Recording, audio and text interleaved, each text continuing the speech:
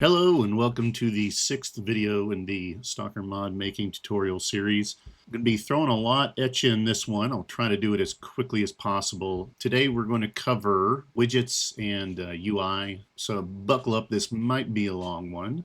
We're going to cover what are widgets, how to use them, how to set up and design user interface in Unreal Engine. We're going to use some input events from the keyboard, look at binding, widget animations, and go over some responsive design concepts. So let's jump into that initially. I wouldn't feel very good making a video about UI design without first going over the approach I take to avoid many pitfalls that I have run into in the past with user interface design. So this first part of this video is going to be introducing you to responsive design and why it's important. I will say that if you have experience in web design and user interfaces for applications and software, you can probably just skip right into the blueprint for this video. If you don't have that much experience in UI design, I would recommend watching this part. What responsive design means, it's really an approach that ensures that whatever user interface elements you create will render well and be usable for the user, regardless of what their screen resolution is. So to illustrate why this is important, let's imagine that we designed this very simple user interface that is on the screen right now, and the screen in which we designed it on was a laptop screen, and it's 1,400-ish pixels wide, and we decided to create this widget with a width of, let's say, 300 pixels. We went pixel perfect design, and everything has a set size, height, and width. What will happen is it will look exactly as you intended, as long as whoever is using your mod, if they have the exact same screen size that you do. If a user who has what is currently the most popular monitor resolution of 1920 by 1080 still looks relatively usable. It's a little bit smaller than we intended, but when we go up to, let's say, a 4K screen, now we're getting to the point where that's questionable whether that's actually going to be usable for the user. And then if we look at 8K, it's pretty obvious that that's going to be useless at that point. That's the problem with a non-responsive design, is it depends entirely upon the screen size that you designed and tested your user interface in. The topic of responsive design is much more involved than what I'm going to go over today. What I'm going to give you is the very dumbed down version that I use personally. I look at it as really three rules. There's the rule of 12, rule of 3, and rule of 4. For the record, I didn't come up with these. People who are much smarter than me did, and I just copy them because they work. I would recommend that you start off with this, and if there is any reason to deviate from it, then don't feel that this is a hard and fast, strict set of rules that you have to adhere to.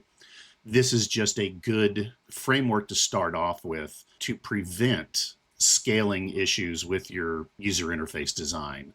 The rule of 12, quite simply, is design and place your elements within containers that are divisible by 1/12 of the screen width. If you can imagine that there are 12 columns running across the width of your screen, you want your primary interface containers to be 1/12, 2/12, which is a sixth, 3/12, which is a quarter, or 4/12, which is a third. You get the idea. The rule of 3 is whenever you are inside of those containers that you have created, adhering to the rule of 12, you would want to prefer on your rows to have collections of items or interface elements in odd groupings, rows that contain either 1 element, 3 element, 5 elements, so forth.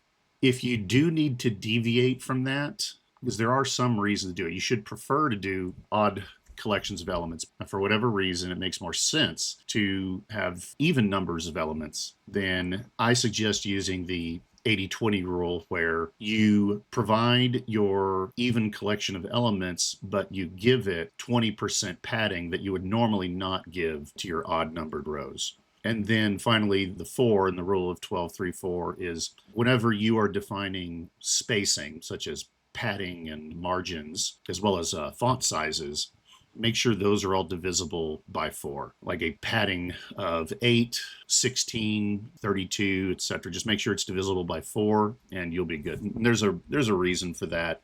There's some technical reasons why using 4 is better for scaling these elements. I don't nearly have enough time to go into that. One other thing on the rule of 12, having 12 columns is the best place to start.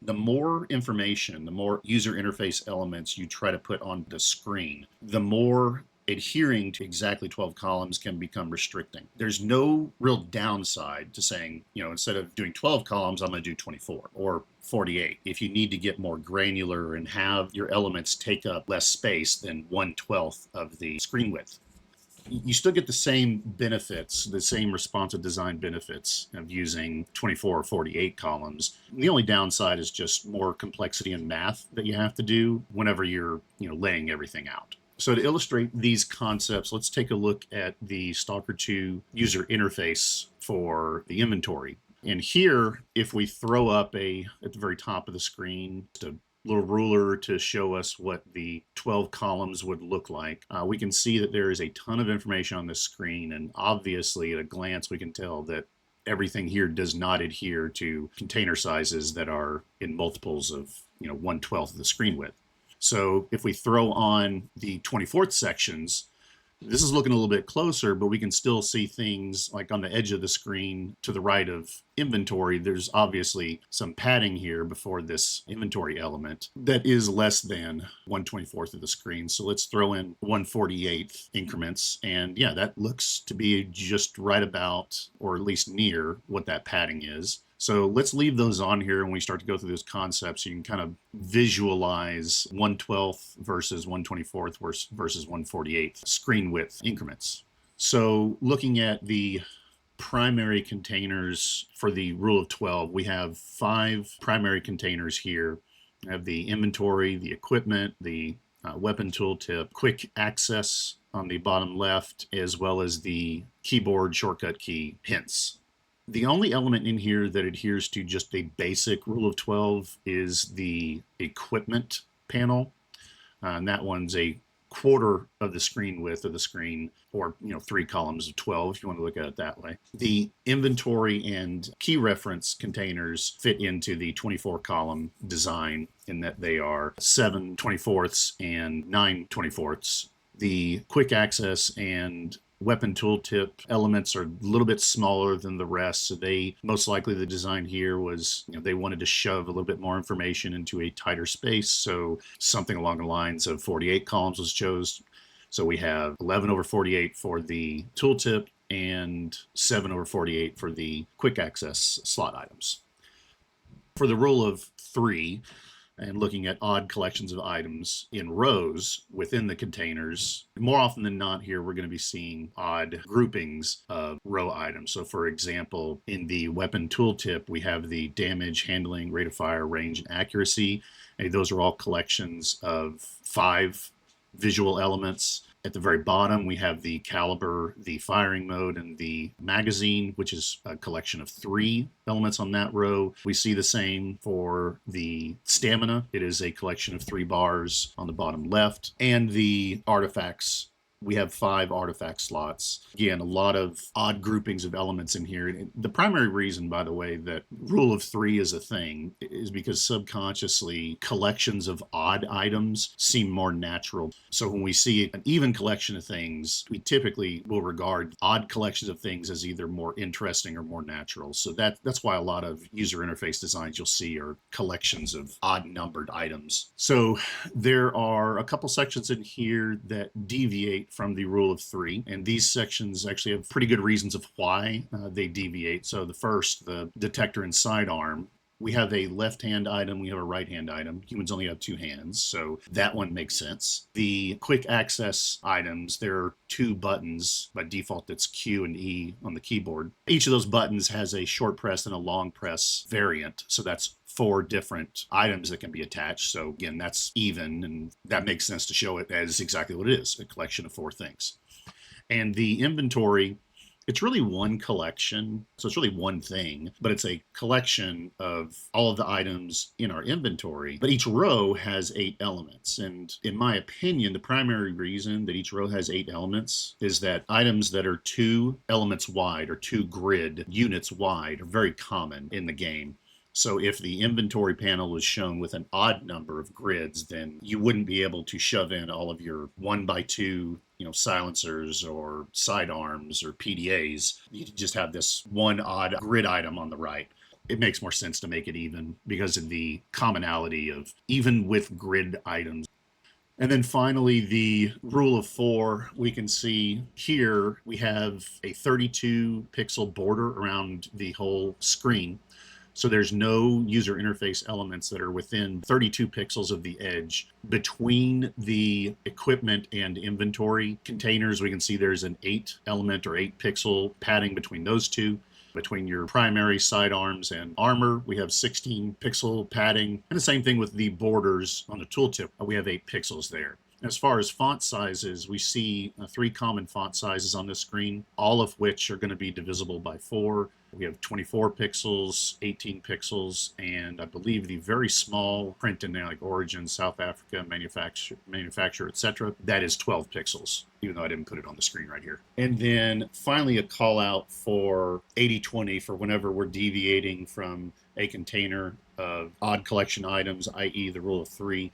On this quick access slot at the bottom, whomever designed this UI, if they chose to show those 4 quick slot items as evenly distributed across the width of the equipment container, then that would look very jarring in the layout. So they have chosen to use the very common method of whenever you're showing a row of even items in a container that also shows rows, rule of 3 items, odd items, you offset your even items so that they are visually distinct from the odd collection items. So in this case, we have the size, at least on my screen, of these quick slot items has a width of 282 pixels. And on either side, there is a padding of 32. And then the equipment panel itself has a inner padding of 12 pixels. So that is very close to 80% content, 20% padding.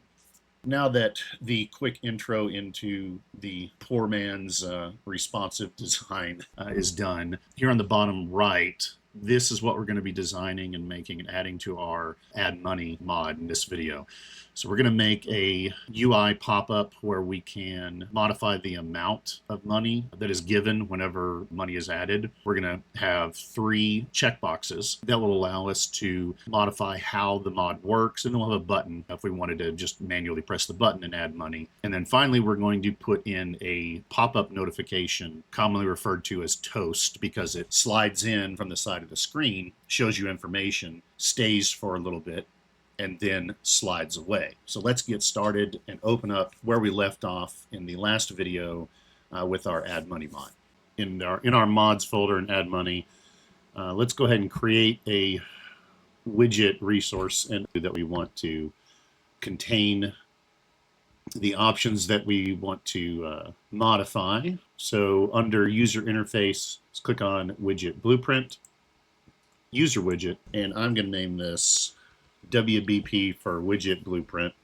Add money options. Name doesn't particularly matter. It just helps keep track of what is what. I'm going to double click on it to open it up. This is our widget layout panel. This right here in this, the largest part of what we're seeing is the layout of what widgets we would want to put on the screen. Right now we have nothing.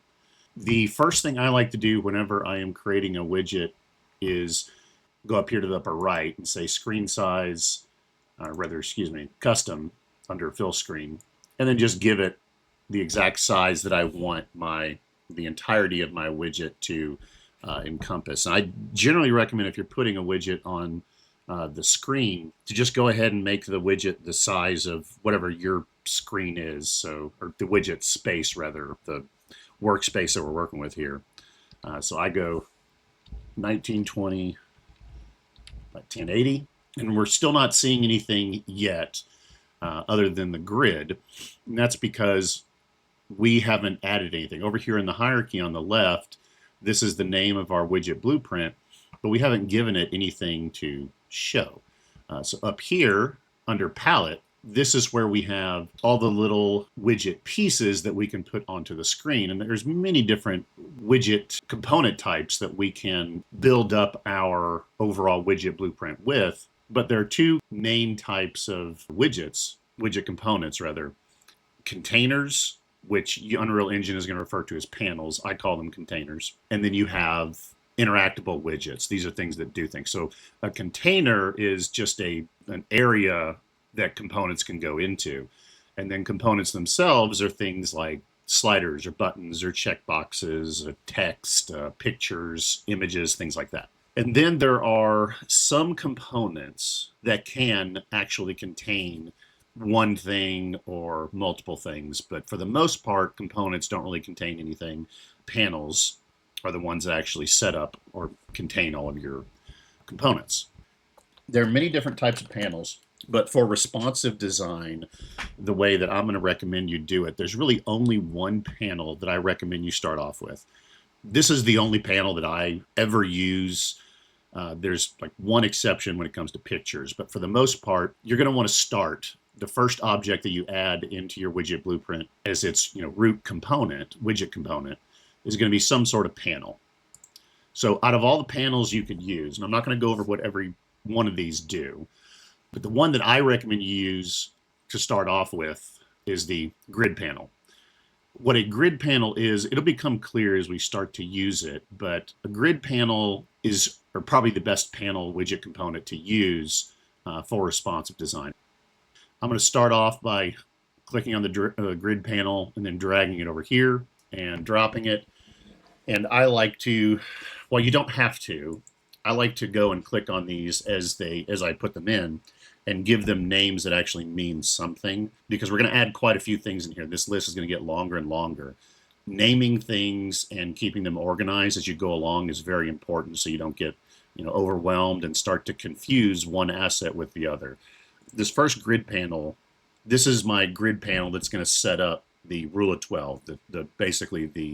It's going to enforce the 12 column layout. I generally just call this one GP for grid panel, and then either root or main. I'm just going to use page because it's clearer. So this is the grid panel that's going to set up our page with columns. And now inside of this guy, I'm going to add another grid panel by dragging into where we have the GP page that I just created, where it's fully highlighted. That means when I drop this, it's going to add this new grid panel as a child panel under GP page. And I'm going to call this one, I'm going to rename it. And as a reminder, you can just click on an object and press F2 to rename it. I'm just going to call this GP UI because this is going to represent the relative ratio size of the actual UI widget. So let's start by editing this GP page widget. A grid panel, one of the first things you see over here on the right in details is you see its fill rules. I can tell you right now, you're probably never going to use any of these other options for a grid panel. The only thing you're ever going to use for a grid panel is going to be fill rules. What a column fill is it sets up the amount of columns and what their relative size is to each other. If we were to set up 12 equally sized columns, we would just click on this plus symbol 12 times. So I'm going to keep going until I see 11, index 11, because the first item is 0. And then if we get down to 11, we have 12 things. And then inside of each of these rows, I'm going to put a 1. And all that means is that every single one of these columns, of which there are 12, they're all going to have the same relative size. It doesn't matter if I make these all 2, 100, 1, it doesn't matter. All that matters is that they're equal. So now I have 12 equal columns, and I can do the same thing with the rows. For now, I'm just going to do one row. If I click on GP UI, which is a child of that grid panel, if I set it to be in row 0, column 0, as we can see over here, then it's going to be 1/12 the width of our page, and it's going to be one full row, which I've said is only one row, meaning that it's the height of the page. So if I wanted this to be one column over, I can just click on these little buttons here to go left and right, up and down. If I had more rows, we'll see over here to the right, this changes to column 1. If I click it again, change to column 2. I could also just click on here and say column 11, and it'll make it in the 12th column position. Let's say I wanted this to be, or rather start at the very left of the screen, but I want it to be 3 columns wide, meaning I want it to take up 1/4 of the screen size. Well, that's what this column span option here is for. This, we can tell it how many columns we want this space to take up. So if I give a 3 here, now our GPUI element is going to reside within the first 3 columns of our 12-column layout, and it's going to take up the full height of the page. And the nice thing about this is if we set it up this way, it doesn't matter whether my screen size is 400 by 300, 4K, 8K, 60, whatever resolutions we end up with down the line in the future, it'll still be 1/4 of the screen wide and full screen of the height. That is the actual grid panel setup itself if you wanted to adhere specifically to the 12-column structure. Now, I generally don't make columns that I'm not going to use. So let's say if I wanted this to be, let's say 2 columns out of 12, I don't have to set up every single column in here. I can actually, let's do it this way first, where we tell this element to 2-column span, and then I don't really want it to be the height of the page. I want it to be more along the lines of kind of a square, maybe slightly rectangular, taking up the northwest corner of the screen real estate. I'm going to change the row here where I had it as 1. This is really just for example. You don't have to fill in all of these. You can actually just define the ratio. So in this case, I really just want 2 columns. I want this right here to be 2 out of 12 columns wide, and then the rest of it's going to be 10 columns wide. So I could do the exact same thing by just saying 2 and 10 and just getting rid of the rest of these. And I can do the same thing here, 3 out of 12, so 12 minus 3 is 9. I'm going to go back to GPUI, and now I don't want any row spanning. And there we go. So that's basically the same thing I had before, except I didn't have to implicitly tell it to have 12 columns. This acts the same way. Basically, it's setting up a ratio, saying that this screen width is going to be divided into 2 parts. The width over here is 2, second column is 10. So it's effectively the same thing as setting up 12 columns, but having a 2-column span over here. So it's a little bit, in my opinion, this is, now you can use either way you want. In my opinion, this is easier. In fact, if I wanted to change this to what would be a 3 out of 12 columns wide, I could just go change this 2 to a 3, and then change this 10 to a 9, and now I have a wider box. So this is a lot easier to play around with and get your sizing right. I would just recommend that you make sure that when you're doing your column fills, however many columns you have, that whatever it is adds up to 12. Or 24 if you're wanting to go, a little more, granular, or 48 if you're doing, the 1/48th scaling of the rule of 12. So next, I'm going to go to this grid panel that is the child of our GB page grid panel, and I'm going to do the same thing. Except in here, we can see its fill rules are going to be after this slot grid panel because it is slotted in to another grid panel. This grid panel is just the first component child of widget blueprint, add money options. Whenever you go down in the list, whenever something is nested in another panel, you're going to have a slot, and that's going to represent where you want it to sit. Its fill rules is going to be right here. Again, this is another grid panel, so you're not going to be concerned with anything other than fill rules and potentially some of the alignment and the. We'll come back and change that later if it doesn't look right. But let's set up the column and row ratios for this box. We know based on the mock-up that we just looked at that we're going to have a title element. We're going to have a slider. The title element is going to take up the entire width. The slider is going to take up the entire width. Then we're going to have 3 evenly distributed checkboxes followed by a button, which is going to take up the entire width. So we know we want 4 rows and we want 3 columns. So for column fill, I'm going to add 1, 2, 3, make them all the same number so that they're evenly distributed. And then for rows, I'm going to do the same, again, evenly distributed rows. So 1, 2, 3, 4, 1, 1, 1, and 1. We can always go back and change the ratio later. Let's go ahead and add in the title bar. And for title bars, I typically like to use a border widget component. And you can go into the palette here and you can just type in border. And I can drag that either directly into the GPUI. I could also drag it into the element that I currently have highlighted and tell it, where I want to put it.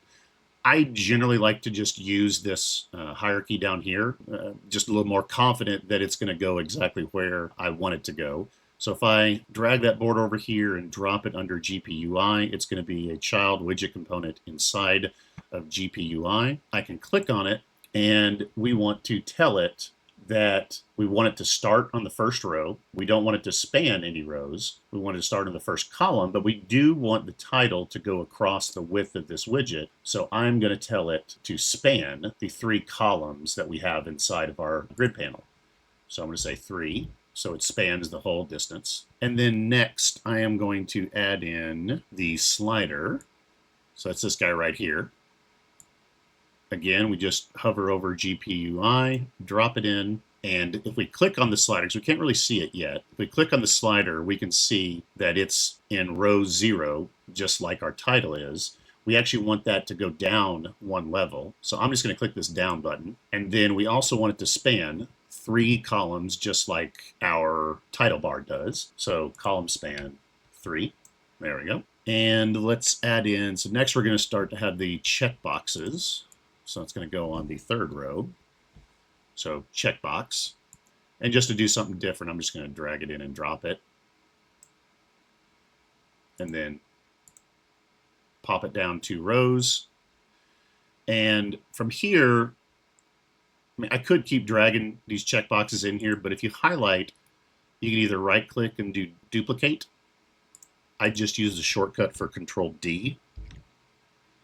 And I'm going to do 1 more so that I have 3 total checkboxes here. And each of these checkboxes, I'm just going to have them move over 1 for that, and then move over to the 3rd column for the 3rd checkbox. And then finally, we're going to add in a button. So now I have a button. I'm going to move that to the bottom. And this one, we also want to span 3 columns. So I'm going to go over here and say span 3 columns. I'm going to zoom in a little bit more here so that we can so now we're going to start looking at spacing and setting up these guys. But first I'm going to rename these, give them a little better names than what the default gives us. So this border element right here is really a title. Call it that. For slider, I'm just going to call it SLD money amount. Checkboxes, I'm going to preface all those with CB and then whatever they're supposed to do. So the first checkbox we had in our mock-up was for controlling if we are going to tick or allow tick to add money. And then the second one was for controlling the pop-up. And the third one, CB mute, which will allow us to mute the sound. And finally, BTN for button. You can call these whatever you want, whatever makes the most sense to you. I'm just going to call this button add money. So now we have our structure of the elements that we are going to have make up our user interface. So let's first go from top to bottom and let's set up title bar. So this guy, we want to have a green background with white text. We want it to say add money. So if we have this guy highlighted, we can go over to its details on the right, brush color. So click on brush color, and I'm just going to pick a green, just anything that looks pretty decent. Good enough. I change it if I don't like it later. And say OK. To add text to this guy, we need to give it an element underneath here. We actually have to add text to it, because it doesn't by default have any attribute within it that will actually show us any text. So now I'm going to add that in. I'm going to search for a text widget component. I'm just going to take this one. And by the way, there's a bunch of things, text box, editable text. If you just want regular text, just use the one that says TEXT. The rich text block, I think this is really for if you want like a lot of text and you want to control like paragraphs and indents and things like that. We just want simple text. Editable text and text box are for user input, so we don't want that. We just want static text for our title. So this is the component that we want. So I'm going to drag that under the title bar to make sure that it's a child of the title bar. Click on it, and you don't really have to rename these. I like to just, I don't know, maybe just because I'm insane, but I'm just going to call this TXT and whatever it's going to say. So add money, not really all that necessary. But when I have this text element highlighted, the one thing we can see first is it's aligning to the upper left. We really want this to be centered in our title. So that's where we have this slot option right here, where right now it's filling vertically and horizontally. Well, I want to set that as vertical alignment and align center horizontally. And then next we have content. And here we can put what we want this to say. Right now it says text block, but I want it to say add money. So that's looking pretty good to me. So next, let's go down and edit this slider. So when we look at this slider, we can see that it's kind of bumping up right to the edge of the screen, and it's also going to the edge of our UI. We generally want to add padding so that that doesn't happen. So there's a little more of a gap between the edges of our user interface, and that's called padding. So you want to give this component some padding so it doesn't bump up against the edges. Let's start off with that. So if we go in here up to padding, we can either give it uniform padding all the way around on top, on bottom, left, and right, or we can define it individually. For the most part, I just define the padding universally until there's a reason not to. So again, with padding, with the rule of 4, we want to make sure that these are increments of 4. So let's see what 4 units of padding looks like. That's not bad, but I probably want a little bit more than that. So let's try 8. See what that looks like. Yeah, that looks pretty good. So we'll go with that for now.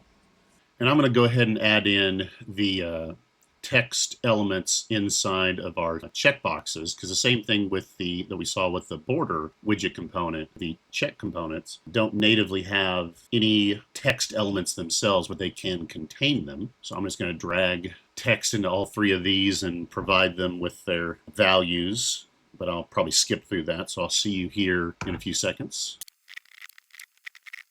All right, so now we have our text filled in for tick, pop-up, and mute, but as we can see just by glancing at this, this is way too big.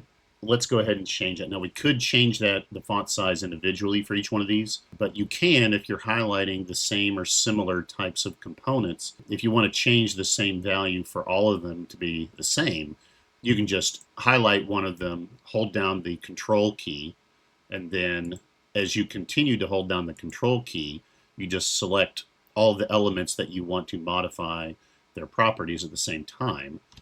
As soon as you have all the ones that you want to modify highlighted, you can let go of the control key, and now we can go into the properties. First thing we observe, the content text, we can see this says it's multiple values. Well, it is because one of these is tick, and one of these is pop-up, and one of these is mute.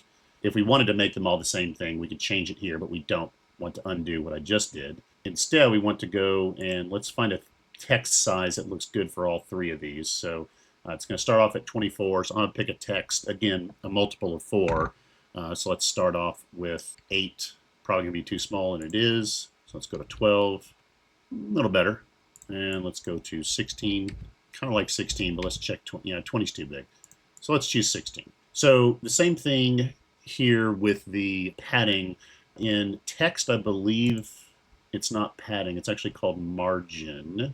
The same thing that we did over here to search for a widget component, we can do inside the details when we have our widget components highlighted. I'm just going to search for margin. So in margin, we want to make this, because we don't want that text to be butted up right next to these checkboxes.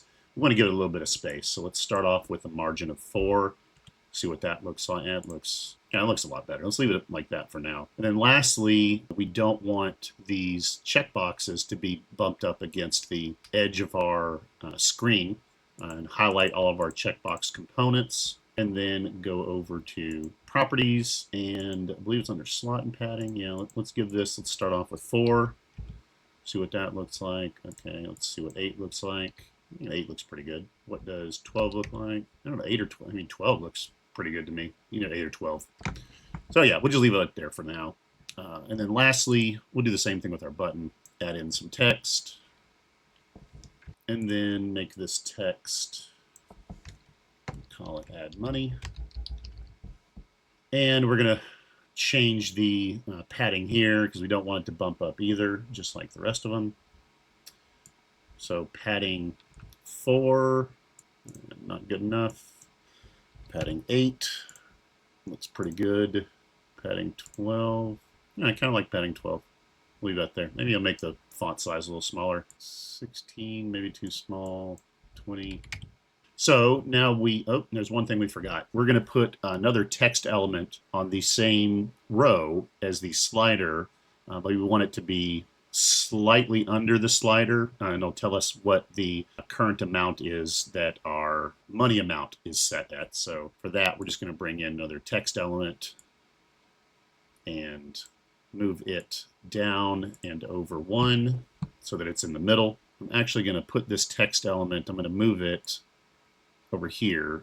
It's not going to change what it looks like on the right, but I do want to put it right after the slider so that it's easier to understand that this one comes right after the slider. Call this one txt money amount. And then we want this guy to be centered underneath the slider. So here on alignment, let's just change it to where it's aligned center horizontally. Vertically, we want it to be at the bottom, so we want it to be underneath this guy here. And then let's change it. That text size is way too big. So let's change that to something like 12. Yeah, 12 looks pretty good. We're actually not going to give it any default. I mean, we could give it a default value. I'm going to leave it as text block for now, because we're actually going to bind this to a function so that this is going to display whatever the value of the slider is.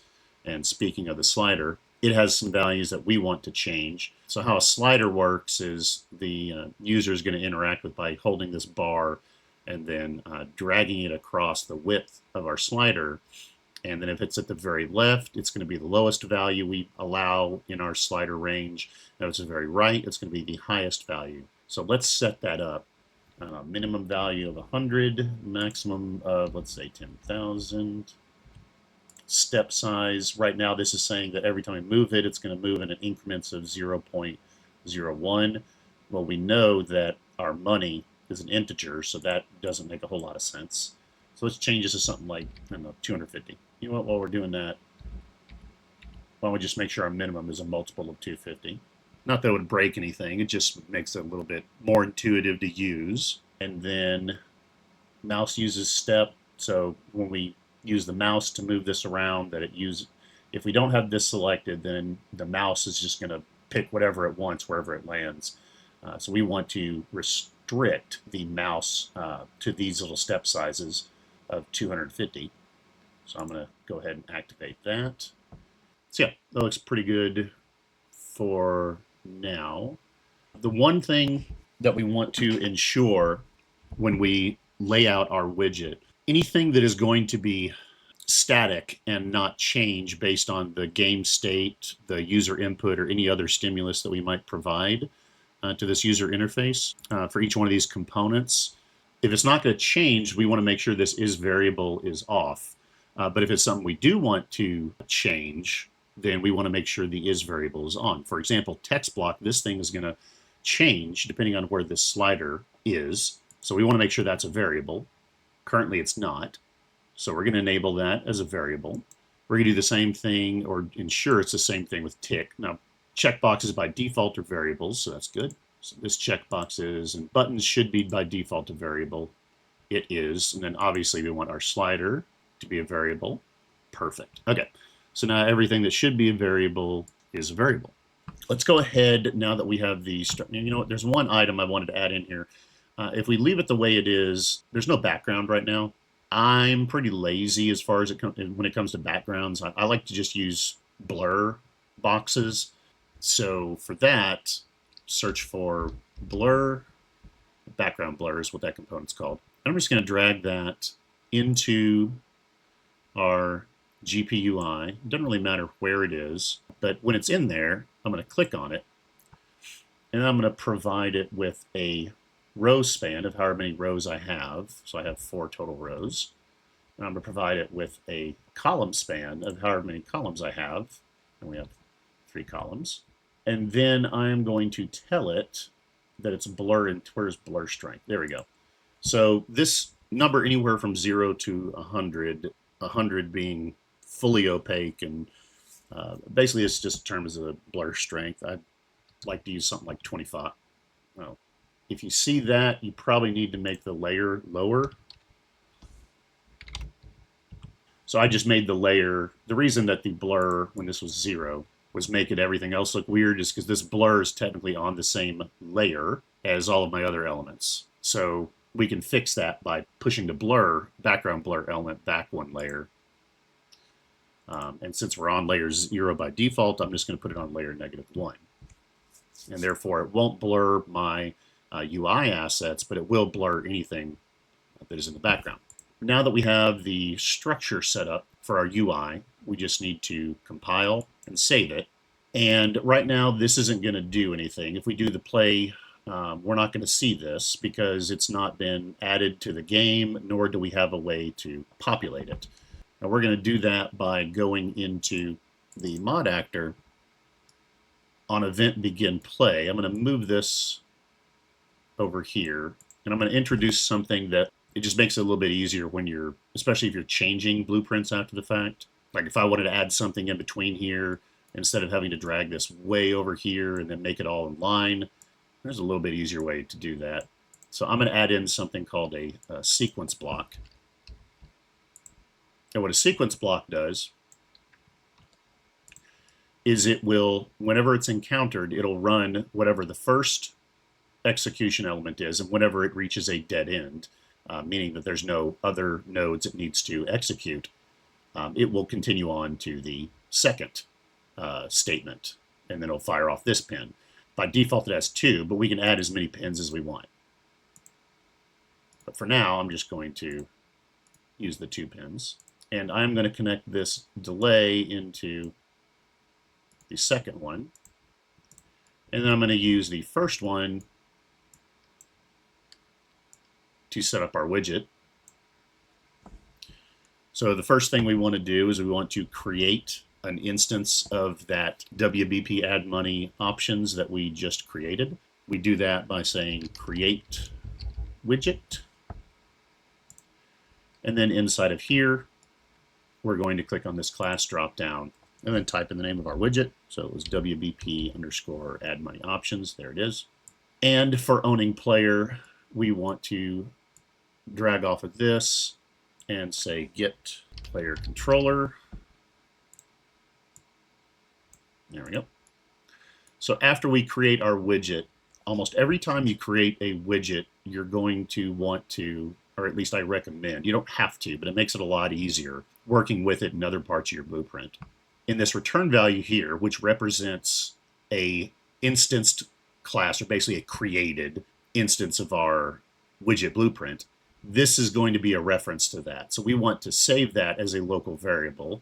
And one of the easiest ways to do that is go to this return value, right click on it, and say promote to variable. And we're going to see it over here in our variables, and it is a reference to WBP add money options. Again, I like to preface my references as ref and then whatever the name of the class is. So, and then After this, we want to run a command to add this widget that we just created to the viewport, because at this moment it's created, but it's not being shown. So add to viewport. And for now, we should have, when the game starts, this should create our widget blueprint and then create a reference to it and then add it to the screen. So let's see if that works, or if perhaps there's something I have forgotten. So if we do play, yep, now we see we have this widget, the upper left corner. So we can move our slider, nothing happens yet. We can check our checkboxes. Again, nothing's connected to them, so not going to do anything yet. We can click the Add Money button. But it doesn't go away, and we didn't ask for it, so we need to change that functionality. We need the ability to toggle it on and off, whether we do or do not want to see it. Going back into our mod actor here, we are going to add in a new type of event, and this event is going to be a listener for a specific key press. So we want to be able to tell that widget to show itself whenever we press a button on the keyboard. I'm going to right click, and I generally just start off by, it's a little bit hard, like if you wanted it to be like the K button, for example, if you just press K, you're not going to find the K key immediately. You got to scroll down and find it. So what I typically do as a shortcut is I just do, F1, and now under keyboard events I can see F1. Now I'm not going to use the F1 button. I'm just using this to quickly put a key event in here, because when we create it, we have the option up here in the details to just click on this keyboard button and press any button we want to actually pull up the UI. So I'm going to press on this and say, let's say we want 0 to pull up the UI. So now when I click on this keyboard button and then press 0 on my keyboard, this event is now tied to the 0 key. So just like the other events we have up here, where event begin play fires whenever the mod actor object is created and put into the game. Event tick happens on every tick for this actor object. Event overlap, every time we overlap another actor. This is the same type of thing, except it's listening for the 0 key on our keyboard to be pressed. So after that, we're going to use a new block here. This is another type of control object that's a little bit easier when you just want to be able to flip like a light switch. That's called a flip-flop. And how this guy works is whatever event it's tied to, the first time this event fires off after the game has started, it's going to run this A execution node pin. And the second time this event is fired, it's going to run B. The third time, it's going to go back to A, and it'll keep alternating like that each time that it's fired. What we want to do is we want to, each time we press 0, we want it to hide or show that user interface widget that we just created. So by default, we want that widget to be hidden, and it is not hidden by default. So let's go ahead and change that to where when it spawns in, before it even adds it to the viewport, let's go ahead and make this thing invisible. So that is set visibility. Yep, widget set visibility. And I'm going to add it in between the add to viewport. And I'm going to say by default, when you first come in, it's going to be hidden. There we go. And I can go ahead and duplicate this because I'm going to use that here in our flip-flop. I'm going to duplicate it one more time.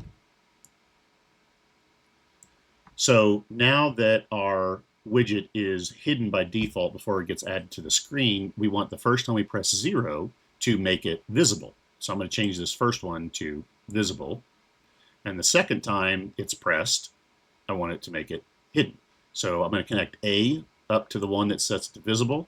I'm going to connect B up to the one that sets it as hidden.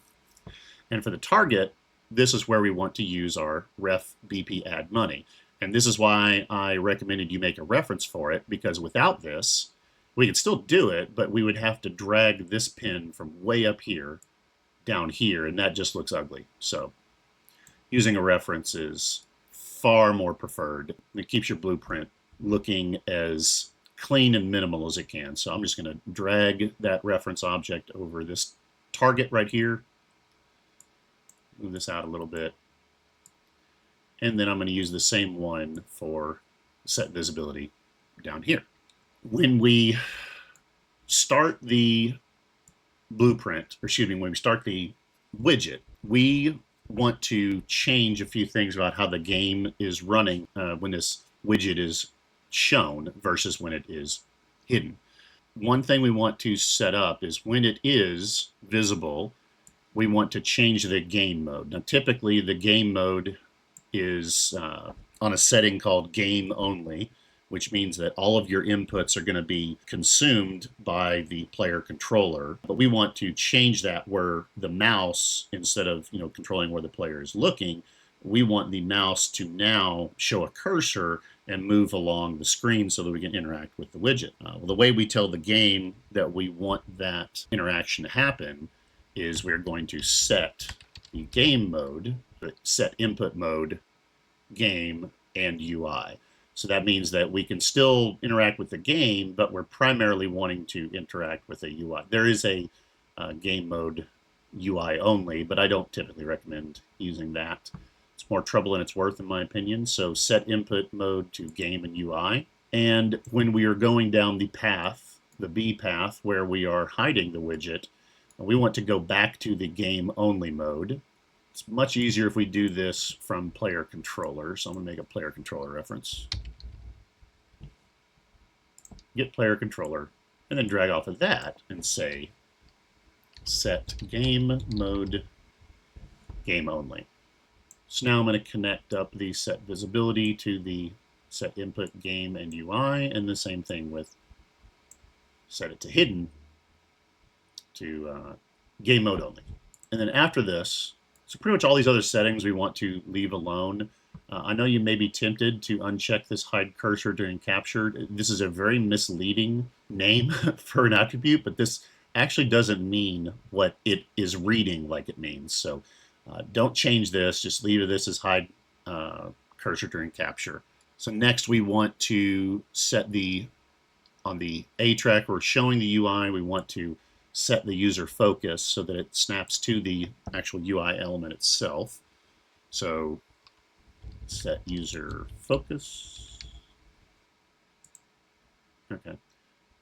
Sometimes you have to uncheck this context sensitive thing. So set user focus for a widget. That's what I want. And then this also needs a connection to our widget reference, which we have back here. And then finally, I want to set to where the cursor is shown, because by default it's not. So I'm going to drag off a player controller, say set cursor, set show mouse cursor. There we go. That's what I want.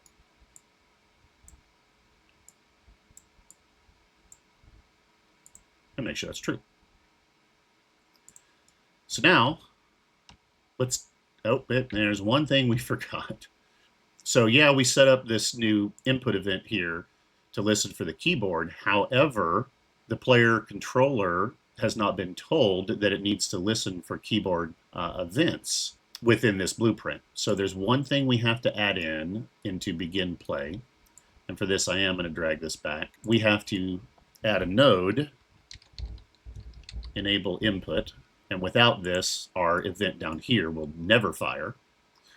And this node is basically just saying, hey, for this mod actor, we want it to start listening for keyboard presses, gamepad, controller presses, basically any user input, whereas by default, it doesn't listen to those events. And we also need to tell it do that on our main player controller. So now we should be able to, what did I do? Get player controller, oh, from player state. Nope, don't want that.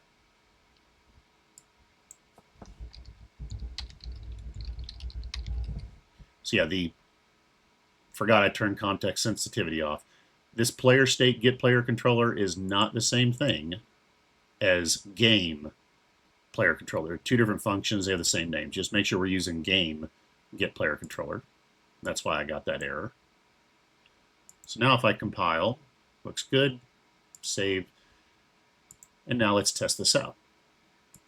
So if we press play, we don't see our UI, which is expected. We press the 0 key for that to happen. So when we press 0, now we have a UI, we have a mouse, we can interact. And if we press 0 again, now we're back into the game. And I forgot, see, I can still see the mouse cursor here. I forgot to set this to not show the mouse cursor anymore. So let's fix that.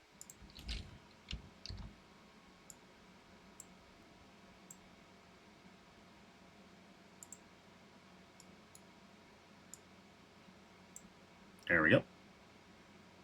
Compile, save, try that again.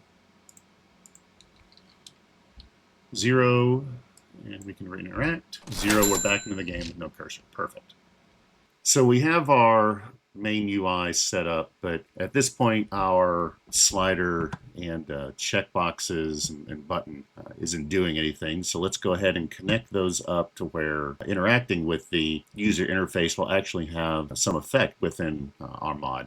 Let's start off with connecting the logic for the mute checkbox. So when this mute is checked off or enabled, we want it to prevent playing the sound. So the sound, or at least the logic that drives playing the sound, is in our mod actor blueprint. And if you'll remember in the last video, we actually put that into a macro. So inside of this macro, we have a play sound. So every time this macro is called, it'll play our cash register sound. So what we want to do is introduce logic in between these 2 points that will check to see if that UI checkbox is enabled or disabled and act accordingly. So we will add in a branch, and the condition here, we want this to be either true or false based on the checkbox component. Now, the checkbox component is in our add money options widget, which we have a reference over here. If we drag off of this, because that checkbox is a variable, we can actually find it by getting a reference to the widget that contains that checkbox. And we can drag off of it, and we can just search for it. So the name was what? CB mute. So there it is. So we can say get CB mute, and then in here we can drag off of this node and get its value, whether it is checked or not. So I'm just going to search is checked. There we go. And this will return a true or false value depending on whether that checkbox is checked or not. So if I hook it up here, now when we encounter this branch and the checkbox is for mute is checked, we don't want to play the sound, but we do want to execute the command. So we want it to skip play sound in this case. Whenever the mute checkbox is not checked, or false, we want it to play the sound and then continue on. So that'll take care of muting. Let's modify the checkbox for the tick so we can turn the tick on and off. So this is the tick function. I think we disconnected it in the last tutorial. So let's go ahead and, so we want to do the same thing. We want to add in a branch, get a reference to the widget, and then the tick checkbox, and get whether it is checked. Connect that up to our branch. And now, if the tick checkbox is checked, we want to allow it to pass, but if it's not checked, we want it to just stop right there. So connect up true. And then we want to set up the slider so that it is connected up to this money amount integer variable that we have in our mod actor. So we can check every time the event ticks at that moment, is the checkbox enabled or not. But for the slider, we actually have to tell the slider to communicate back to our mod actor blueprint in order for money amount, which resides inside of mod actor, to actually change. So we're going to set this up a little differently than the other two checkboxes. So we're going to add something else in the begin play path here. So I'm going to go ahead and move this up a little bit and give us some room. I'm going to add in another pin. Let's get another reference to the widget and get a reference to the slider, which I called SLD Gitman. And this is, again, why I was using CB underscore, SLD underscore, TXT underscore, BTN, etc. The main reason I do that is so that I can refer to that. I don't have to remember what the name actually is. I just have to remember what I chose as the prefix. So whenever I refer to it using global searches, I can usually get to it relatively easily. And then we want to create a bind that will notify this blueprint actor that we're currently in. We want it to be notified every time that that slider changes. So I am going to bind event on value changed. There we go.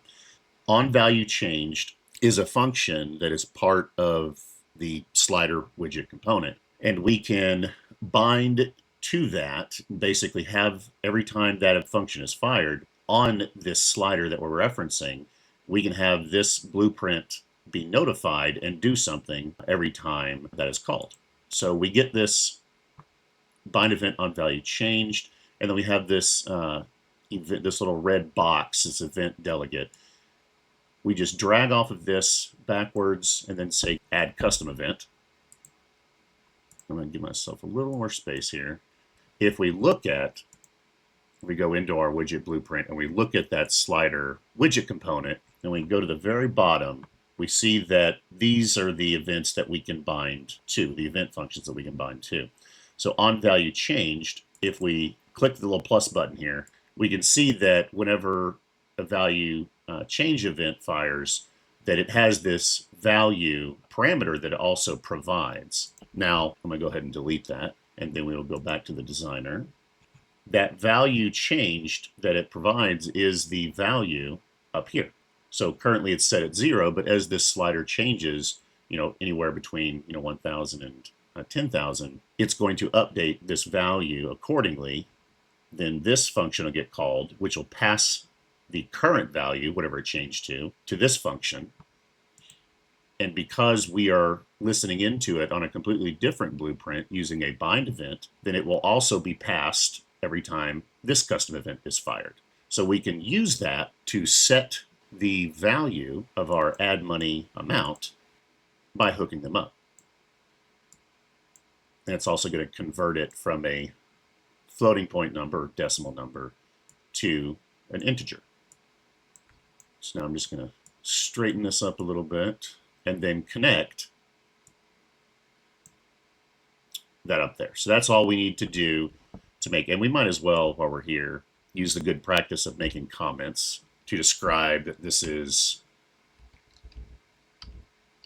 money amount update when slider value changes. So the last thing we want to do before we test again is when we look at the slider, we have this text block right here that's supposed to stay in sync with whatever the value of the slider is.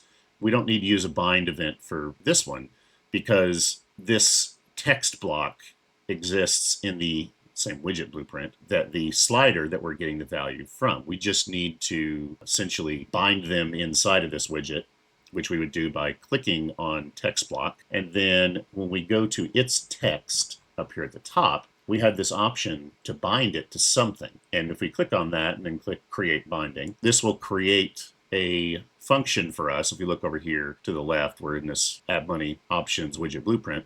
Get text money amount text. That's just a name that automatically generated for us, and that's perfectly fine. This is going to be called whenever the widget needs to update the value for that widget component text. So whatever we provide in this return node is going to be what is shown as the text inside of that text widget component. So we want to get slider amount, whatever its value is. So there we go, this one. So variables appearance and value, that's the one we want. And then we can connect this up to the return value, and it's going to convert that float into a actual value there.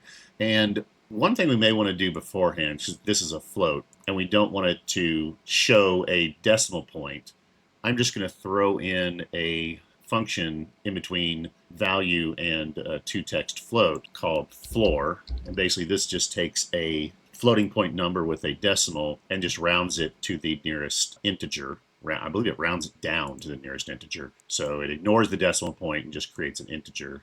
And now we'll hook this up and delete this.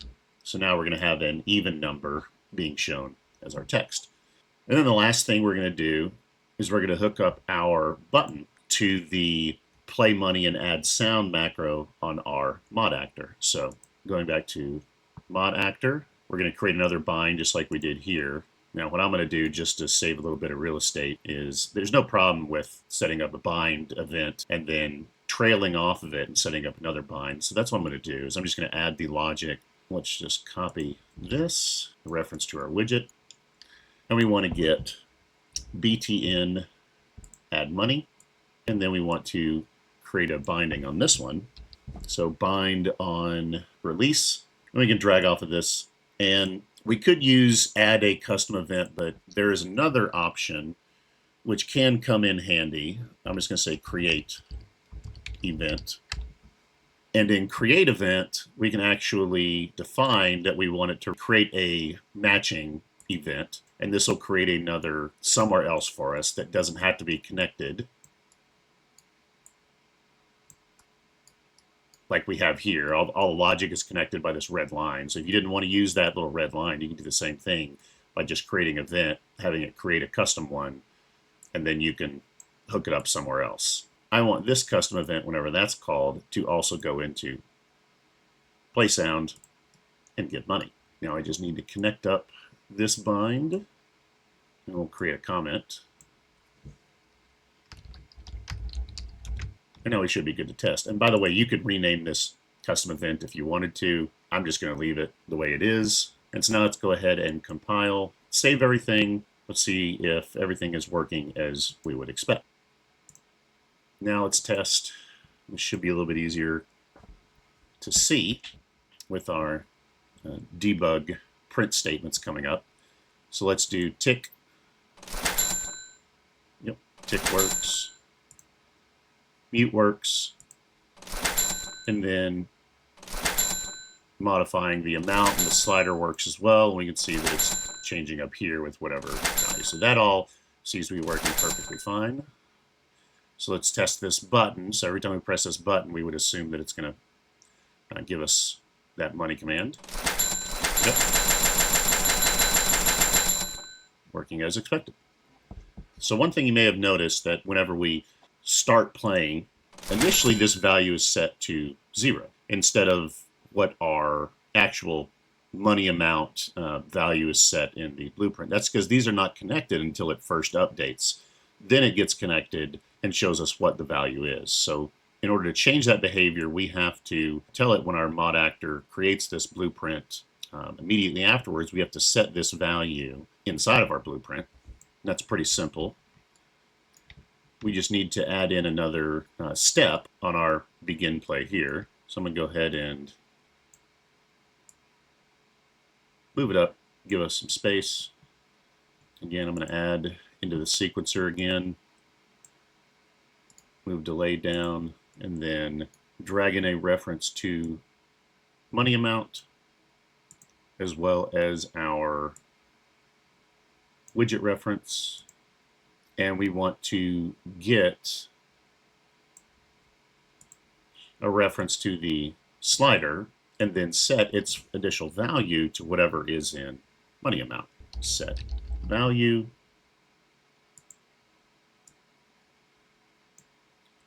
And then connect money amount up here. It's going to convert it for us to a float automatically, and then connect it up so that it runs and give it a comment.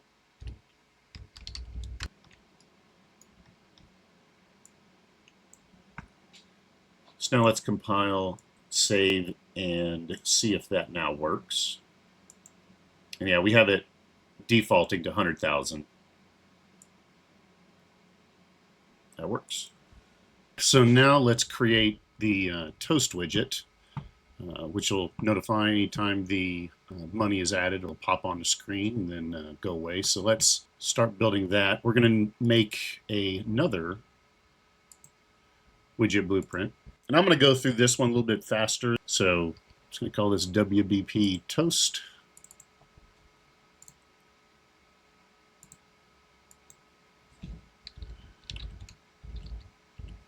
And I'm going to set up the grids for this one the same as I did on the add money options widget. So we're going to have the width be 2 columns, and the widget's going to appear from the left somewhere in the middle of the screen. And let's just go with 8, 1, 8. So basically 8 rows above, 8 rows in the bottom, put it evenly spaced in the middle. And inside of our actual toast, we're going to have 2 elements. We're going to have an image, which will take up about, let me just see what this looks like.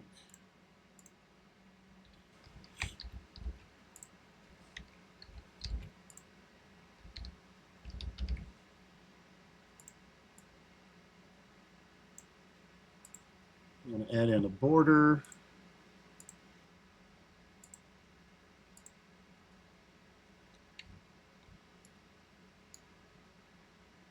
Zoom in because I want this to extend throughout both of those columns.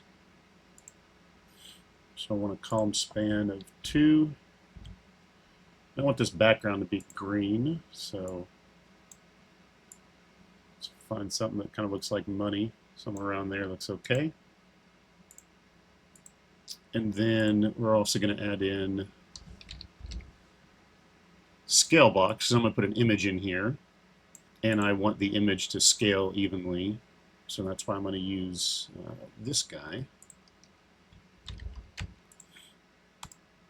And we'll give it some default padding and put an image element in there. This will be our coupon icon that we will find here in a little bit. And then we want to add in the text that tells us how much money we are getting. And this one will go over one step to the right. We want it to align in the center. Now this text, because we are going to be accessing that, we need to make that a variable, because that is going to be dynamic. The image is a variable, we're going to be setting that dynamically, and let's just call this background. BG. Okay, so that is the bones of our widget that we're going to have pop up. So the next thing we need to consider is we want to use the in-game image for coupons, and we can find that in fModel. When we open fModel, just go to Load All, and then search. I'm going to search for coupon. T-coupon, that sounds correct. So let's see what this looks like. That's it. So I'm going to go ahead and save that texture. Click on it to open it up. I am going to go to where our content browser is shown, and I'm going to drag that icon in here. Should import it. Now we have it. Just double click, make sure it looks good. Looks good. So now we have that T-coupon money icon in here. One thing I would recommend is you have the option when I click on this image in here to set the image using image setup here. One thing I would caution you against is whenever you are setting up properties for widget components, there are quite a few of these properties in here which you can change, such as, tint and the alignment, and everything's going to work fine in the game.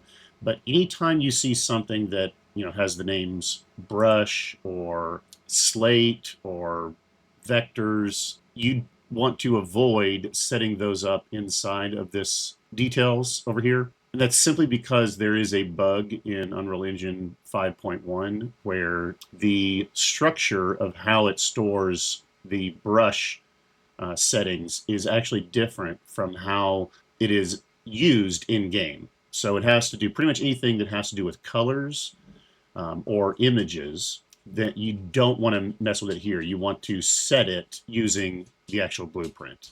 So what we want to do to set this image instead of using that is we want to go to the graph, and under event preconstruct, we want to get a reference over here to the left, because it is a variable, of our image coupon, img coupon widget image component. We want to drag off of that and say set brush from texture. There we go. And then select that coupon texture from our mod, and then hook it up. So once we do that and we compile, you'll see what happens when we go to the designer. It's now set up from the blueprint instead of setting up directly over here. For whatever reason, this works, setting it up through the blueprint, but this, if you set it up using this search feature here, you're going to get an error whenever you start the game. So avoid that or anything else that has to do with color or brushes. With that set up, we are going to, this is where we're going to show how much money is being added. And the way we want it to work is if we get multiple instances of add money being added to our player, we want to show whatever the total amount is added, as long as the widget is on the screen. So in order to support that, we're going to need to go to our graph and create a new variable to store that. So I'm going to call it, let's just say, display amount. We're going to make it an integer. So now that we have that, we're going to go back to the designer, click on that text block, and then we're going to bind its value. If we go to this drop down here, we have the ability to bind that to that display amount variable that we just created. And now let's provide a function that mod actor can call that will tell this widget that we're in that more money has been added and to show this widget. So I'm going to add in a new function. I'm going to call it add money notify. And what we're going to want to do is we're going to want to bring in display amount, and we're going to want to add an input whenever add money is called. And that is going to be, I'm just going to call it amount or AMT. So every time this is called, it's going to say, hey, this is how much money we are adding with this call. And we're going to add both amount and display amount together using add. And then we're going to set display amount as whatever that the result of adding both of those together is. So if it started off at 0 and we added 100, then this will now be 100. If we were at 100 before and we added in another 100, then it would be 200. Next, we want some sort of ability for this Toast widget to disappear after being on screen for a certain amount of time. Let's go ahead and create another variable, and we're going to call this, I'm just going to call it fHideTime and make it a float. We're going to set this as, well, first we're going to get whatever the time is at the moment that we call this add money notify. So get time seconds, that'll work for us. And this will just get the amount of seconds that this widget has been on the screen. So we're going to add the amount of seconds that we want it to stay on the screen. So let's just do something like 5 seconds, right? Finally, we want to tell the widget, which we're inside of that widget. We want to tell this widget to be visible. So I'm going to go set visibility is visible. So we're done with this. We want to also provide the ability for the widget to hide itself. Let's add a macro for this, and we'll call it remove toast. And so remove toast, quite simply, is just going to, well, we need execution pins. Forget macros don't give that to us by default.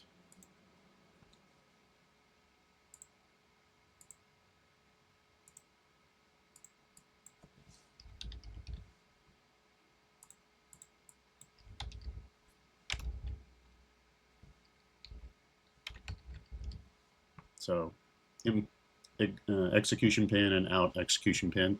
And the only thing we really want this to do is just to set the visibility to hidden whenever it's called. Set visibility hidden. Compile save. So now we have a function that mod actor can call to let us know, to let the widget know it needs to show itself. And then after a certain period of time, we want it to call remove toast, which will basically make itself invisible at that point. Let's set up using our event tick. Let's say get time seconds. And also let's test whatever the hide time is and say if the current time is greater than whatever the time we wanted to hide the widget, we're going to make a branch condition and say at that point we want to run remove toast. I'm just going to put this up here in line with our event tick. Say, yep, we are done with that. And then the last thing we need to do is set up the mod actor to actually throw our calls to this Toast Widget's add money notify every time we run the play sound and give money. First, we need to set up or add the toast to the screen. So I'm going to do that in line with what we have up here when we add the add money options widget. So I'm just going to trail off of that. First, I'm going to make a comment to say create the add money options widget. I'm going to go over here after that is created, and we're going to create our toast widget. There we go. Use the game get player controller. And then we're going to promote this to a variable. We're going to call it ref WBP toast. Just like we did with our add money, we do want a reference to it so we can use it later. And then finally, we are going to, we want this to be invisible by default until we're actually given some money. So the next thing is we're just going to tell it to start off as not being visible. So set visibility to hidden, and then we're going to add it to the screen, or rather to the viewport.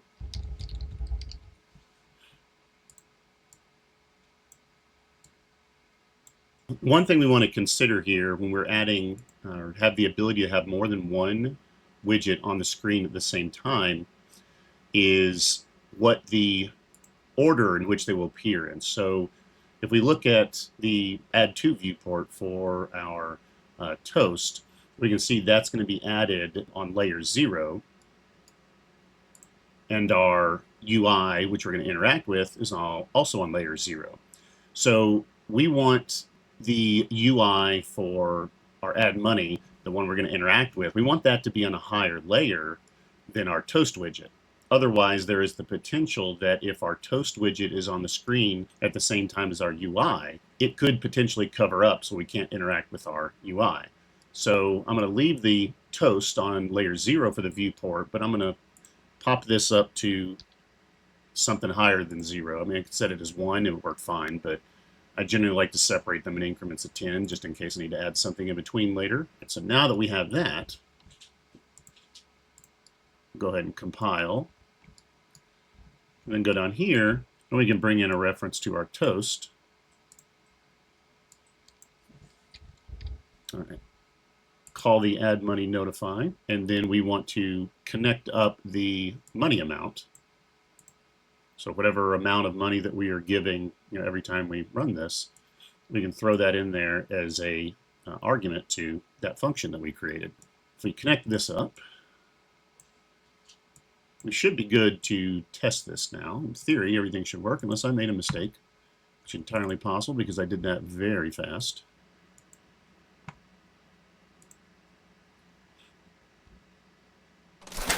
All right, so we see our widget popped up there, or toast popped up and then went away after 5 seconds. So let's test if we turn on the tick. Yep. Happening every 2 seconds. Turn it off. And after about 5 seconds, it should go away. Let's test add money.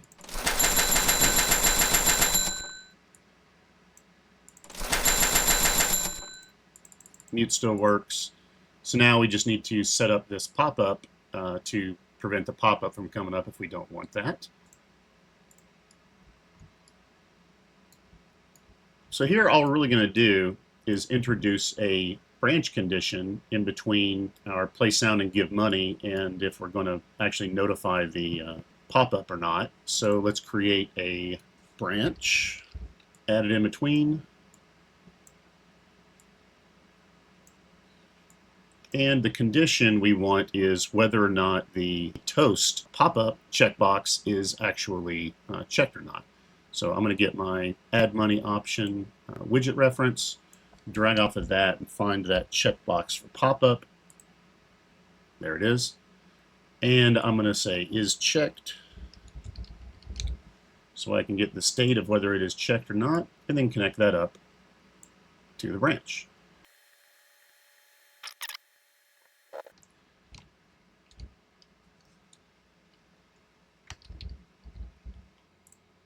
So now that we've done that, one thing we need to consider is that the default state of our pop-up checkbox is disabled. So if we want that to be enabled by default, we can quite simply just go to add money, click on that guy, so the CB pop-up, and then under appearance, we can see its default state is unchecked, but we can change that to checked. So now by default, it's going to be checked whenever we first open the UI or start the mod.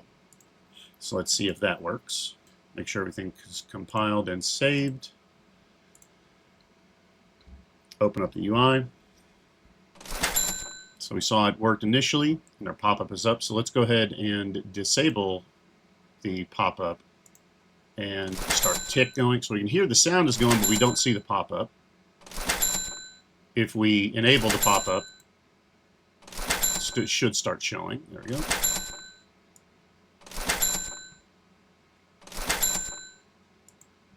And let's just test that with the button now. Yep, everything is working.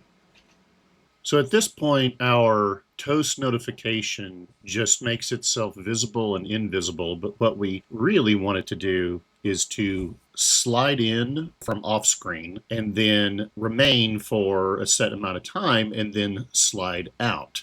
That can be accomplished in a number of different ways.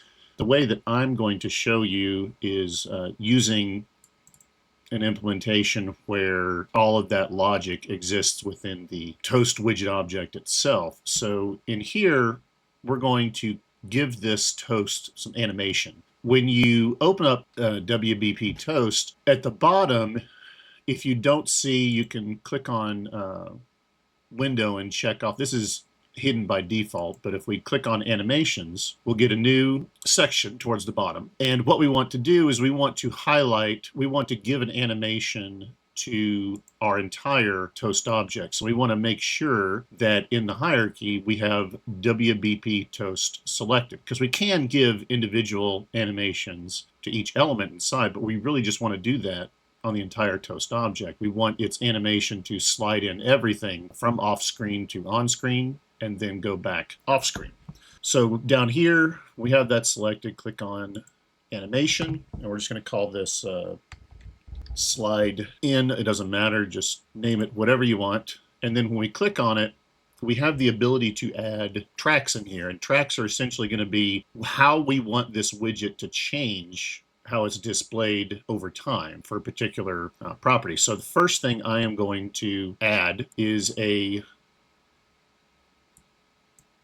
track for the entire widget itself, and then inside of this guy I'm going to add a transform animation, and transform is basically just the position on the screen. It's going to basically be moving itself however we define it to move. So I'm going to expand transform.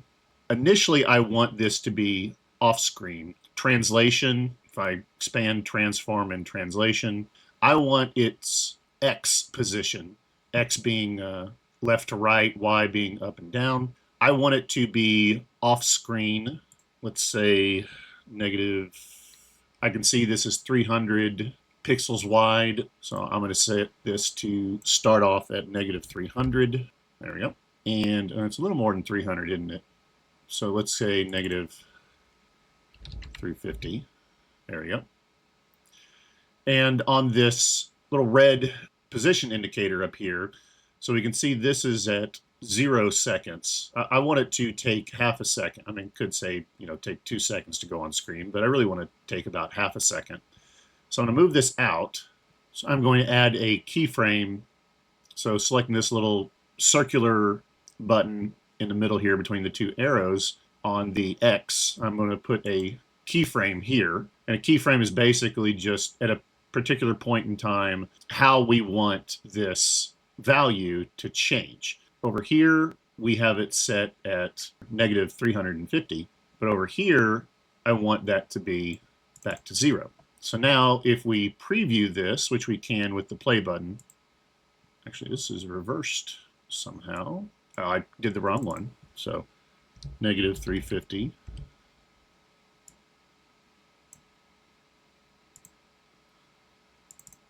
to 0. There we go. So now if we play, that's what it'll look like when it slides in. So I also want to add in another track for its render opacity. So I want it to, at the very end, I want this to be 1 for fully opaque, but at the beginning, I want it to be 0, meaning it is hidden. So now let's play and see what that looks like. Looks a little better. Finally, what we're going to need in here is we're going to need 2 events that are going to fire off notifications that our animation playing is done. If I go to track, add event, and just trigger, this event, we want to go to its properties and say fire event. We want to uncheck off this fire event when forwards, and at the very end we want to put a event section. There we go. And in here we want to have this event, we'll give it a name. Let's just call it relaxed. And then when we have 0.5 selected, we want to put a keyframe there that fires off that event. There we go. We'll minimize this. We'll add in another event track. And in this event track, we want to go to its properties and tell it to only fire events when backward. And I'll explain why here in a bit. We're going to call this shown. We're going to go to the beginning, and then we're going to add a keyframe there to fire off that event. And so now if we expand everything, what we have is a render track, a transform track, and then 2 events. So this event shown will trigger an event when this animation is at the beginning, or excuse me, I got this backwards. Let's rename that to relaxed and shown. So this event right here, event shown, will be fired at the very end of the animation, telling us that the animation is done and the widget is visible on screen. And then the event fired at the beginning is telling us that the widget is relaxed, i.e. off screen. Now, we modify each of these event tracks to only fire those events when either the animation is playing forwards or backwards. So in the case of the relaxed, we don't want the relaxed event to fire when we are playing this animation forward. We only want it to fire when we're going backwards, i.e. it's going off screen. Now it will fire that relaxed event saying that the animation that is animating it off screen has completed, and vice versa. The shown event track will only fire its event whenever we're playing this animation forward. When it gets to the end, it'll trigger the shown event, but it won't trigger it when we're playing it backwards. Let's go ahead and compile and save. And we are going to create a new object that I haven't discussed before in the series that's going to help us keep track of where this animation is as we use it. So let's go to our mods add money, and let's add in a new element. It's going to be under blueprints. It's called enumeration. So I'm going to name this E money toast state, and let's double click on it. And I'm going to add in 4 things to this. So add enumerator, I'm going to add 4 of them. 1, 2, 3, 4. And I'm going to give a name to each of these. And each of these 4 things is going to be a description of what the state is of the toast, either being on screen, off screen, transitioning off, or transitioning in. And this will help us when we design our logic to know how we need to interact with the widget whenever new money is added in. First would be relaxed, meaning it is invisible and off screen.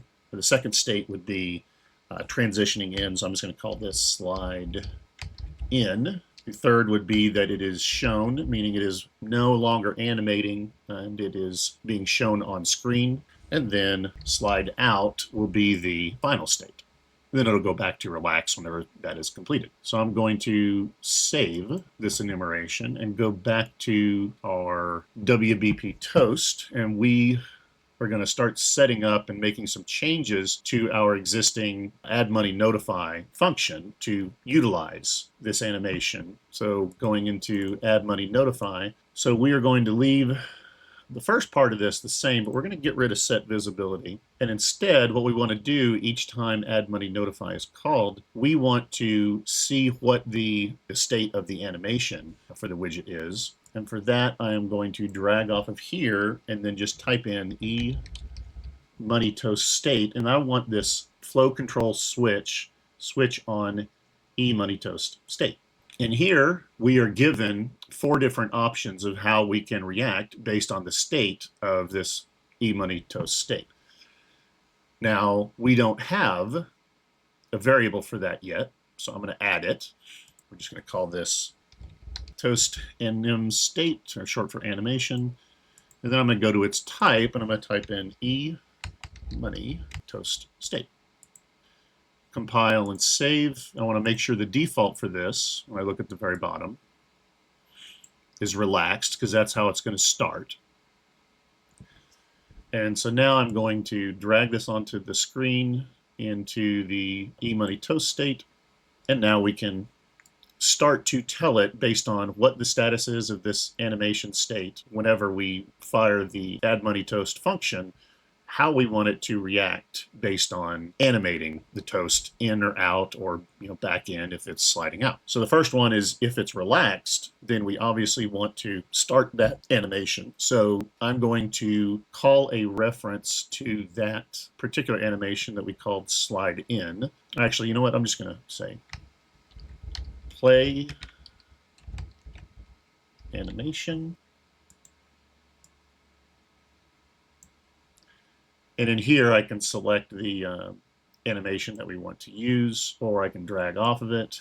I'm just going to type in slide in, because that's what we called that animation. And we want to leave everything here by default. The target is going to be the WBP toast, so we can leave that as self. Afterwards, what we want to do is we want to tell it that whenever we play this animation, that our toast animation state should now be switched to slide in. whenever we are already sliding in, we don't want to do anything different. We just want to let it, continue to slide in. Whenever it's already shown, we don't want to do anything different. We don't want to have it replay. We just want to have it stay on the screen. But when it's sliding out, we do want it to stop sliding out and start sliding in. So we're going to add in, or rather we can just connect it up here, so that when it is sliding out, we can tell it, stop sliding out and start sliding in and playing forward. And so now what we need to do is modify our remove toast in a similar way. So we're going to get rid of visibility. Instead, we're going to say play animation, except this time we're going to say play animation in reverse.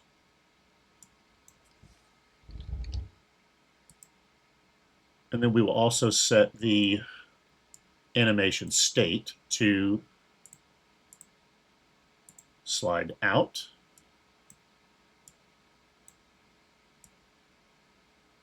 Looks good.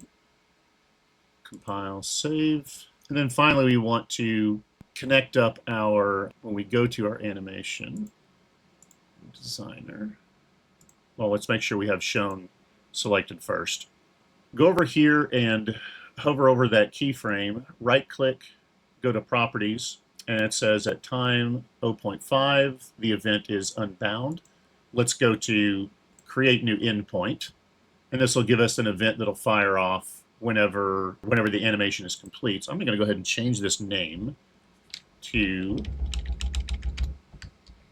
shown, and whenever this fires off, we want to change our toast animation state to shown.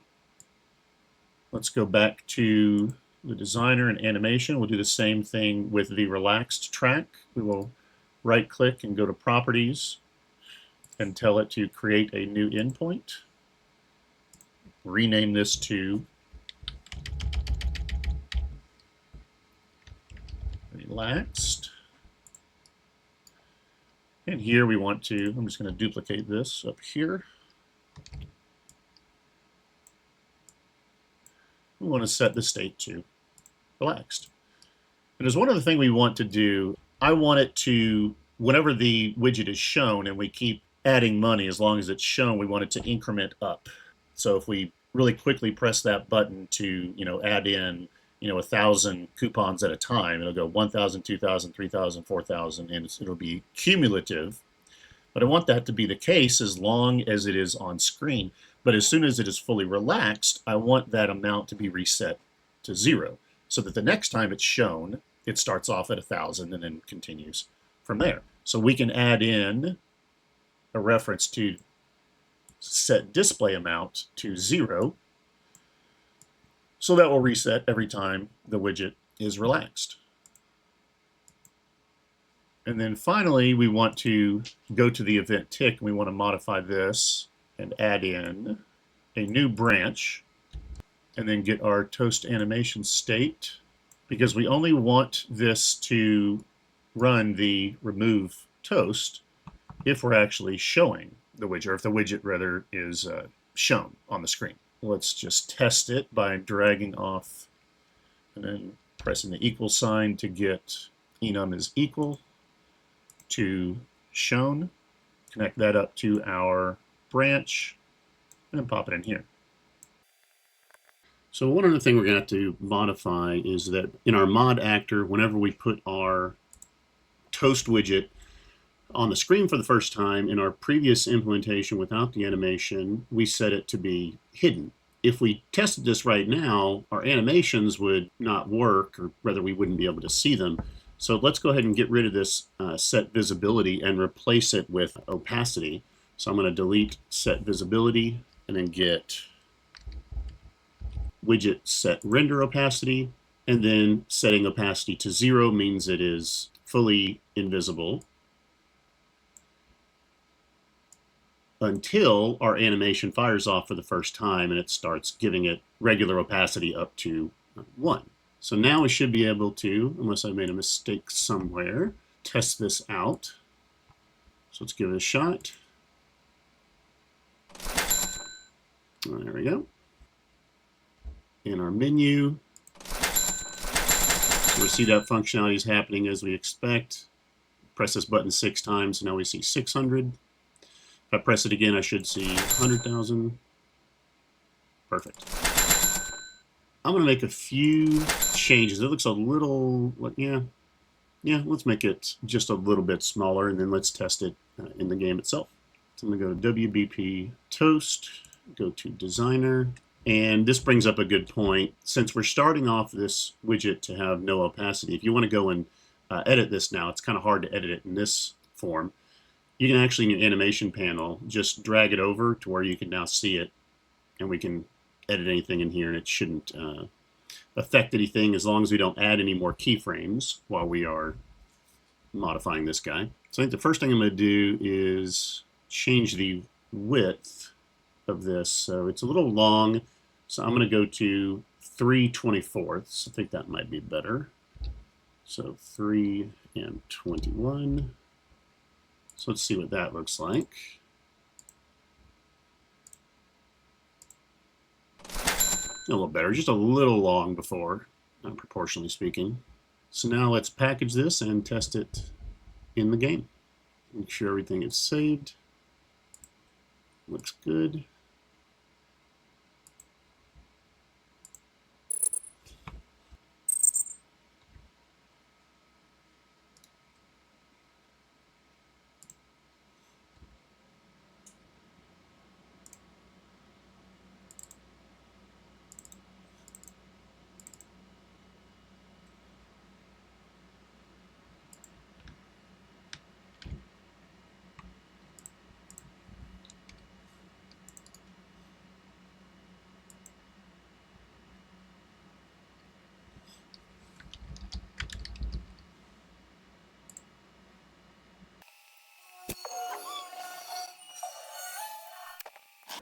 All right, so let's open up our menu.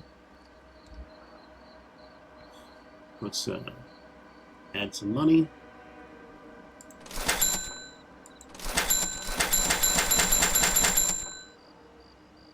Change the amount. Looking good. Let's see what our money looks like. 3,100. All right.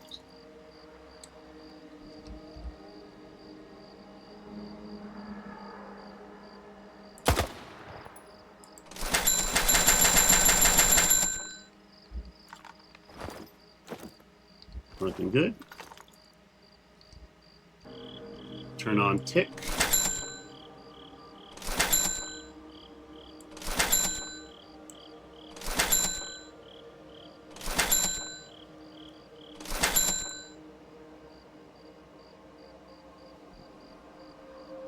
And there we go. So yeah, this one, we're going to call it off here. Pretty much covered everything I wanted to cover. A lot. It's about a 2-hour video, so I know I said before I wasn't going to do these hour-plus long videos, but I was really fighting the temptation to cut this into 2 parts. So yeah, going forward, there's not a ton more to cover, but there still are some pretty important concepts of how to utilize assets that are inside of the game that are unique to Stalker. Like, how do you create a blueprint reference to, a bolt or a weapon or an anomaly, things that aren't native to regular Unreal Engine. There are ways that we can use those inside of our blueprints. So we'll probably cover that and maybe going over some of the mods that I have made and released and how they're built and what the code behind the scenes is. So something like that going forward is where I imagine we'll go from here. So appreciate you sticking with me through this about 2-hour video. Hope you learned something, and hope to see you in the next one.